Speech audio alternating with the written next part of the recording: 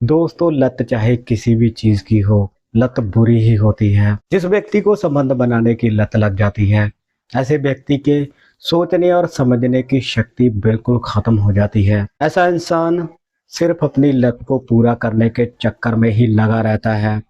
ऐसा इंसान ना तो रिश्तेदारों की परवाह करता है और ना ही इस समाज की। दोस्तों जब आप ये कहानी सुनेंगे तब आप भी यही कहेंगे कि आज के इस जमाने में बेशक हमारा कितना ही सच्चा या पक्का दोस्त क्यों ना हो, लेकिन फिर भी हमें आंख बंद करके किसी पर भी विश्वास नहीं करना चाहिए। आदाब, नमस्कार, सत श्री अकाल। दोस्तों बहुत बहुत स्वागत है आपका CHD क्राइम सफर के एक नए एपिसोड में। मैं उम्मीद करता हूँ आप सब ठीक ठाक होंगे। दोस्तों ये चैनल अभी बहुत छोटा है, जैसे आपके प्यार और सपोर्ट की बहुत ही ज़्यादा ज़रूरत है। इसीलिए वीडियो को देखने से पहले चैनल को सब्सक्राइब और वीडियो को लाइक कर दें, जो कि बिल्कुल फ्री है।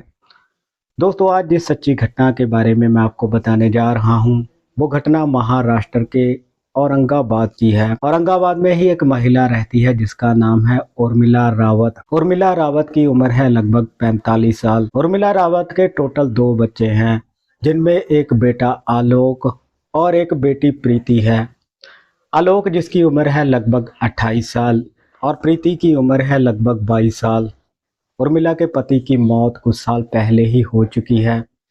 इसी वजह से आलोक अपनी पढ़ाई लिखाई पूरी करके एक प्राइवेट कंपनी में जॉब पर लग जाता है और प्राइवेट कंपनी में जॉब पर लगकर ही आलोक अपने घर का गुजारा चला रहा होता है। 3 सदस्यों का ये छोटा सा परिवार खुशी खुशी अपनी जिंदगी बिता रहा होता है। और एक दिन जब आलोक अपनी ड्यूटी पर चला जाता है और प्रीति अपने कॉलेज में चली जाती है, तब इनके घर का कोई दरवाजा खटखटाता है। और जैसे ही उर्मिला अपने घर का दरवाजा खोलती है तो देखती है कि उसकी आंखों के सामने एक हट्टा कट्टा लड़का खड़ा होता है, जिसे देखने के बाद उर्मिला उसे देखती ही रह जाती है, क्योंकि वो लड़का दिखने में काफी अट्रैक्टिव होता है। उर्मिला उस लड़के से पूछती है कि कहिए आपको किससे मिलना है। तब वो लड़का उर्मिला से कहता है कि मेरा नाम राजेश है और मैं आपके बेटे आलोक का बहुत पुराना दोस्त हूँ। आप शायद भूल गए कि आज से 6 साल पहले मैं और आलोक एक साथ ही पढ़ाई किया करते थे। तभी उर्मिला कहती है कि ओ मुझे याद आया। उर्मिला राजेश को घर के अंदर आने के लिए कहती है। राजेश जिसकी उम्र होती है लगभग 27 साल, वो उर्मिला के कहने पर उसके पीछे पीछे घर के अंदर चला जाता है। उर्मिला राजेश को एक कुर्सी पर बिठाकर रसोई में चली जाती है चाय बनाने के लिए। और जब उर्मिला चाय बनाकर राजेश को देने के लिए आती है, तब उसका थोड़ा सा पल्लू खिसक जाता है और राजेश घूर घूर कर उसे देखने लगता है। हालांकि उर्मिला भी उसे इस तरह से घूरता हुआ देख लेती है, लेकिन तब भी वो उसकी तरफ मुस्कुरा कर ही देखती है, क्योंकि कहीं ना कहीं उर्मिला राजेश की बॉडी देखकर उसकी तरफ अट्रैक्ट हो चुकी थी। अब दोनों चाय पी रहे होते हैं और बातें कर रहे होते हैं। इतनी देर में ही प्रीति भी कॉलेज से छुट्टी करके अपने घर पर आ जाती है। इसके बाद ये तीनों ढेर सारी बातें करते हैं। अब देखते ही देखते शाम का समय हो जाता है और जैसे ही रात के 7-8 बजते हैं, तब आलोक भी अपने काम से छुट्टी करके अपने घर पर पहुंच जाता है और अपने पुराने दोस्त राजेश को देखकर काफ़ी खुश होता है, क्योंकि बरसों बाद जो 2 दोस्त मिले थे। इसके बाद चारों मिलकर रात का खाना खाते हैं और देखते ही देखते जब रात के 11 बज जाते हैं, तब राजेश आलोक से कहता है कि अब मुझे घर जाना चाहिए, लेकिन आलोक राजेश को रोक लेता है। आलोक राजेश से कहता है कि इतने सालों बाद मिले हैं, थोड़ी और बातें करेंगे, आज रात तुम यहीं पर रुक जाओ। आलोक के कहने पर राजेश वहीं पर रुक जाता है और आलोक के कमरे में ही सो जाता है। और जब अगली सुबह निकलती है, तब आलोक राजेश से कहता है कि आज तुम प्रीति को उसके कॉलेज में छोड़ दो। राजेश आलोक की बात मानकर प्रीति को अपनी बाइक पर बिठाता है और उसे उसके कॉलेज में छोड़ने के लिए चला जाता है। और प्रीति जब अपने कॉलेज के पास पहुंच जाती है, तब राजेश से कहती है कि क्या तुम कल भी मुझे छोड़ने के लिए आ सकते हो। राजेश प्रीति की तरफ देखकर मुस्कुराता है और उससे हाँ में जवाब दे देता है। अब राजेश हर रोज ही आलोक से मिलने के लिए उसके घर में आना शुरू कर देता है।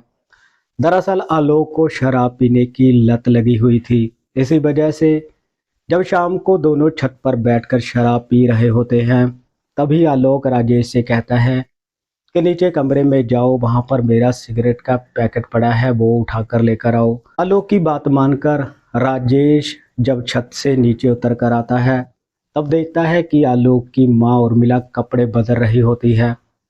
अब यहाँ पर राजेश को चाहिए था कि वो अपने कदम पीछे ले लेता, क्योंकि उसकी आंखों के सामने उसके दोस्त की माँ थी, लेकिन राजेश ऐसा नहीं करता। और उर्मिला जब राजेश को देखती है तब उसे कहती है कि तुम यहाँ पर क्या कर रहे हो। राजेश उसे कहता है कि आलोक ने मुझसे सिगरेट का पैकेट मंगवाया है, मैं तो वही लेने के लिए आया हूँ। ये दोनों वहीं पर रुक जाते हैं, क्योंकि उर्मिला तो पहले ही राजेश की तरफ अट्रैक्ट हो चुकी थी। उर्मिला किसी न किसी तरह अपने तन को ढकती है, मगर इन दोनों में वहाँ मीठी मीठी बातें होने लगती हैं। इतना ही नहीं, दोनों में कब शारीरिक संबंध बन जाते हैं इन दोनों को पता ही नहीं चलता, क्योंकि उर्मिला के पति की मौत कुछ साल पहले ही हो चुकी थी। शायद इसी वजह से उर्मिला राजेश की बाहों में पिघल जाती है। हालांकि राजेश को ऐसा नहीं करना चाहिए था। दूसरी तरफ उर्मिला भी अपने आप को रोक सकती थी, लेकिन उर्मिला भी अपने जज्बातों पर काबू नहीं कर पाती।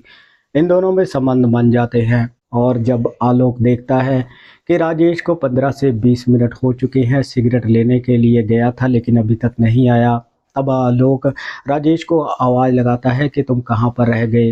राजेश भी दौड़कर आलोक के पास चला जाता है। इसके बाद ये दोनों सो जाते हैं।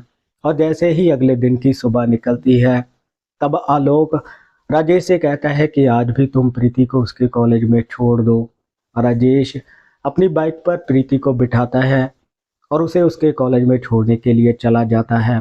और जब प्रीति अपने कॉलेज के पास पहुंच जाती है और बाइक से उतरती है तब राजेश से कहती है कि मुझे तुमसे कुछ बात करनी है, मैं तुम्हें पसंद करती हूँ।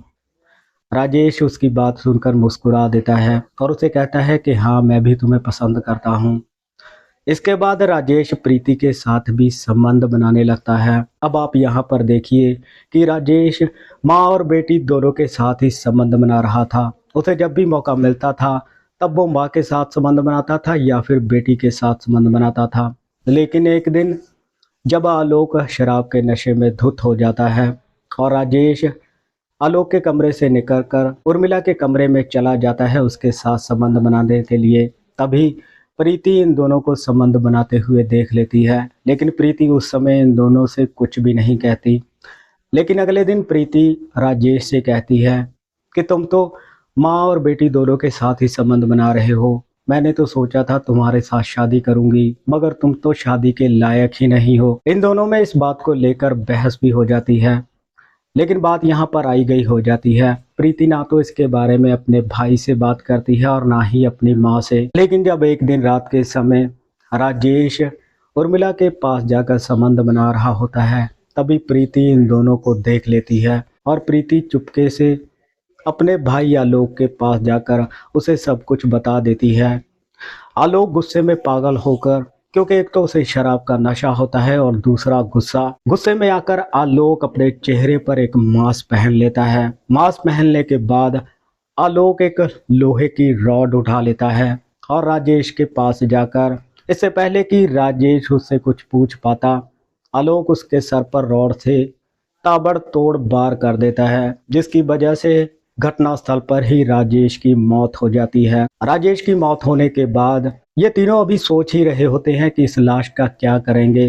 देखते ही देखते पूरी रात निकल जाती है और जैसे ही अगली सुबह होती है तब कोई अनजान व्यक्ति पुलिस को राजेश के कत्ल की सूचना दे देता है। पुलिस इनके घर पर पहुंचती है और तीनों से राजेश की हत्या के बारे में पूछताछ करती है। इसके बाद आलोक पुलिस वालों को सारी कहानी बयान करता है। आलोक बताता है कि मेरा दोस्त ही मेरे साथ धोखा कर रहा था, मेरा दोस्त ही धोखा करके मेरे घर में आकर मेरी ही माँ और बहन के साथ संबंध बना रहा था। आलोक की कहानी सुनकर पुलिस वाले भी हैरान रह जाते हैं, लेकिन जुर्म तो जुर्म है, इसीलिए पुलिस वाले आलोक की तहरीर पर ही उसे गिरफ्तार करके उसके ऊपर मुकदमा चलाकर उसे जेल में भेज देते हैं। दोस्तों, इस घटनाक्रम में आपने देखा कि कैसे एक दोस्त ही अपने दोस्त के साथ धोखा करता है। हालांकि एक दोस्त दूसरे दोस्त की माँ और बहन को अपनी माँ बहन समझता है, लेकिन राजेश ने ऐसा नहीं किया। राजेश एक धोखेबाज दोस्त था। दूसरी तरफ आलोक की माँ और बहन भी गलत कर रही थी। उन्हें भी चाहिए था कि वो अपने जज्बातों पर काबू पा लेती, लेकिन उन दोनों ने ऐसा नहीं किया। शायद इसी वजह से राजेश का कत्ल हो जाता है और आलोक पूरी जिंदगी के लिए जेल में चला जाता है। दोस्तों, इस घटनाक्रम के बारे में आपकी क्या राय है? आप अपनी राय कमेंट सेक्शन में ज़रूर रखिएगा। इस घटनाक्रम को सुनाने का मकसद किसी को परेशान करना या दुखी करना नहीं था। तो मिलते हैं किसी और क्राइम की कहानी में, किसी और सच्ची घटना में। तब तक आप अपना ख्याल रखिए, सतर्क रहिए। जय हिंद।